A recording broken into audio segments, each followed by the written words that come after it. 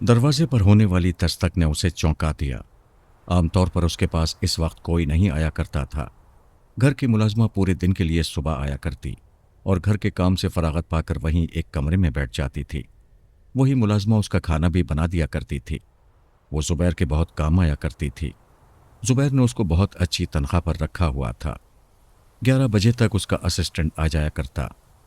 वो एक जवान शख्स था। जुबैर उसको लेकर ड्राइंग रूम में बैठ जाता और कहानियां लिखवाया करता। दोपहर में वो चला जाता था। जुबैर की सरगर्मियां बहुत महदूद थीं। एक जैसी बेलुत्फ जिंदगी। सुबह उठना, नाश्ते का इंतज़ार करना, मुलाजमा के आने के बाद नाश्ता करना, फिर उसका माविन आ जाता। वही जुबैर को अखबार पढ़कर सुनाया करता। खबरों पर हल्के फुल्के तबसरे होते। उसके बाद डिक्टेशन का मरहला शुरू हो जाता। जुबैर एक नावल निगार था।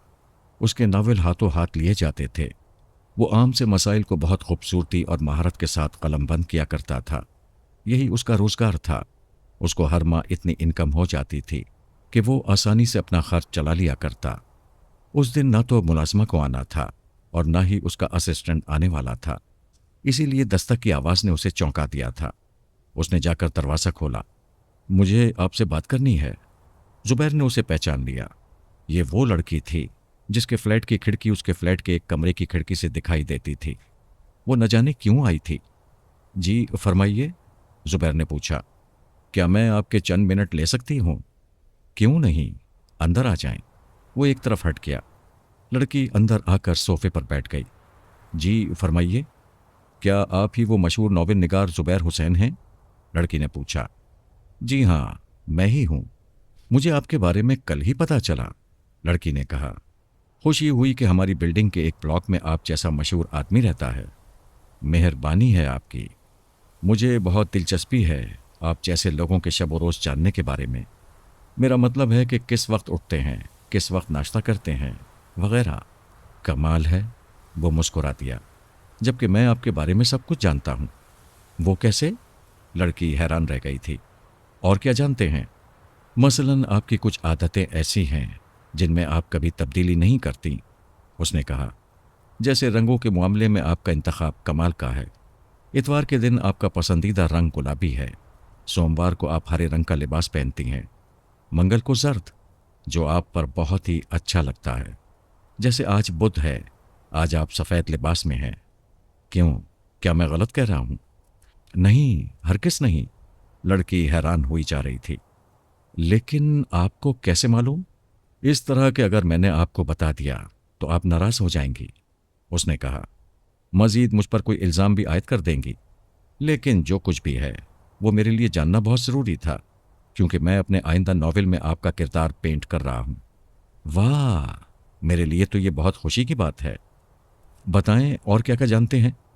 और भी बहुत कुछ, उसने कहा। मिसाल के तौर पर?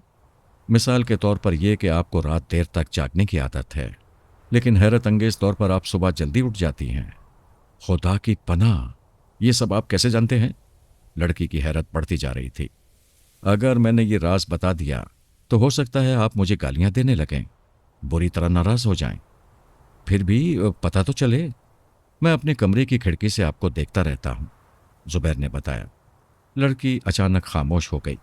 उसके चेहरे का रंग उड़ गया था। उसको ये बात अच्छी नहीं लगी थी।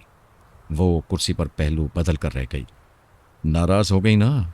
जुबैर ने पूछा। क्या आपके ख्याल में ये कोई अच्छी बात है कि आप इस तरह किसी गैर लड़की के कमरे में झांकते रहते हैं? मैं आपको ये बता दूं कि आज मैं वो खिड़की बंद करवा रहा हूं, जुबैर ने कहा, क्योंकि मेरा काम मुकम्मल हो गया है। कैसा काम? यही किसी लड़की के शब व रोज़ के मशागिल के बारे में जानने का। अब मैं अपने नॉवेल में आपका किरदार पूरी जुजियात के साथ लिख सकूंगा, जुबैर ने कहा। कमाल है, आपने सिर्फ अपने नॉवेल के लिए इखलाकी हदें पार कर लीं, लड़की ने कहा। जानते हैं, मैं यही कन्फर्म करने आपके पास आई थी। ये दुरुस्त है कि मैंने आपके नॉवेल्स पढ़े हैं, आपकी फ़ैन भी हूँ। मुझे ये पता चल गया था कि आप इसी बिल्डिंग में रहते हैं और आपका फ्लैट मेरे फ्लैट के सामने है। आपकी ख्वाबगाह की खिड़की मेरी ख्वाबगाह में खुलती है। लेकिन मुझे ये अंदाज़ा नहीं था कि आप जैसा सोबर राइटर अपनी खिड़की से मुझे इस तरह देख रहा होगा, जो शायद किसी तौर पर भी मुनासिब नहीं है। क्या आपको बुरा लगा? जुबैर ने पूछा। क्या बुरा नहीं लगना चाहिए? लड़की भड़क उठी थी। मुझे शुबा हो गया था कि इस तरह मुझे झांक झांक कर देखने वाले आप ही हैं, लेकिन मैं डायरेक्ट किसी पर इल्ज़ाम नहीं लगा सकती थी। इसीलिए मैं यहाँ आई और आपने जोश में आकर खुद ही सब कुछ बता दिया। क्या फ़ायदा ऐसे राइटर होने का जब आपको अखलाकियात ही से कोई वास्ता ना हो। कितनी बुरी और शर्म की बात है कि एक गैर मर्द किसी लड़की के बेडरूम में झांकता रहता है। जुबैर खामोश होकर उसकी बातें सुनता रहा। लड़की ठीक ही कह रही थी। उसने लड़की को सब कुछ बताकर हिमाकत की थी। बताइए ना, क्या जवाज़ है आपके पास? लड़की ने पूछा। क्या मैं तुम्हारा नाम जान सकता हूँ? जब आपने सब कुछ मालूम कर लिया है तो नाम भी मालूम कर लेते। लड़की ने कहा। चलो ये भी बता दूं, तुम्हारा नाम राहिला है। जुबैर ने कहा। हद हो गई। प्लीज़ 2 मिनट के लिए मेरी बात सुन लो, फिर तुम्हें जवाब भी मालूम हो जाएगा। कमाल है, इस पर भी जवाब? हाँ, प्लीज़ मेरी बात सुन लो। चलिए बताइए, क्या कहना चाहते हैं? खुदा का शुक्र करें कि मेरे साथ मेरा भाई नहीं आया। वो एक नंबर का खर दिमाग है। वो इस बात की परवाह नहीं करता कि आप कितने बड़े राइटर हैं। मेहरबानी तुम्हारी। चलिए अब बताइए। राहिला, मैं एक तन्हा इंसान हूँ। बहुत महदूद सी जिंदगी है मेरी। बस ये कमरा ही मेरे लिए सब कुछ है। मैं इस फ्लैट से बहुत कम बाहर जाता हूँ। जिंदगी में कोई चार्म नहीं है, कोई खुशी नहीं है, कोई दिल बहलाने वाली बात नहीं है। मैं नहीं जानता कि बाहर की दुनिया में कैसे कैसे किरदार हुआ करते हैं। कुछ भी नहीं। मोहतरम, ये तो कोई जवाज नहीं हुआ ना? हाँ, ये कोई जवाज नहीं हुआ, लेकिन आगे भी तो सुन लो। जी बताइए। अब एक अकेला उदास और डिप्रेस्ड इंसान और क्या करेगा? उसको भी तो जीने और खुश होने का हक हासिल होना चाहिए। और ये खुशी आप एक गैर लड़की को उसके कमरे में देखकर हासिल क्या करते हैं? लड़की के लहजे में तंज था। नहीं राहिला, तुम मुझे गलत समझ रही हो। मैं तो सिर्फ ये जानती हूं कि एक मर्द मेरे कमरे में झांका करता है। ऐसी कोई बात नहीं है। कोई मर्द तुम्हारे कमरे में नहीं झांकता। जुबैर ने कहा। क्यों बच्चों जैसी बातें कर रहे हैं? सब कुछ एतराफ़ कर भी लिया, फिर भी ये कह रहे हैं? मैं ठीक कह रहा हूं।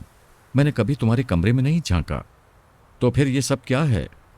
तुम्हारे कमरे में मेरी मुलाजमा झांकती है और वही सब कुछ बताती रहती है। मैंने उसी की बातें सुन सुनकर अपने जहन में तुम्हारी तस्वीर बना ली है। उसने मुझे पूरी तफसील से तुम्हारे बारे में बता दिया है और मैं उसकी बातें सुनकर नोट करता रहता हूं ताकि मैं नॉवेल लिख सकूं। वाह, ये तो आपका नया पैंतरा है। नहीं राहिला, ये कोई पैंतरा नहीं है, ये सच्चाई है। मैं किसी के कमरे में झांक ही नहीं सकता। वो क्यों? इसलिए कि मैं देख ही नहीं सकता। मेरी आंखें नहीं हैं। जुबैर ने अपना चश्मा उतार दिया था। वो नाबीना था।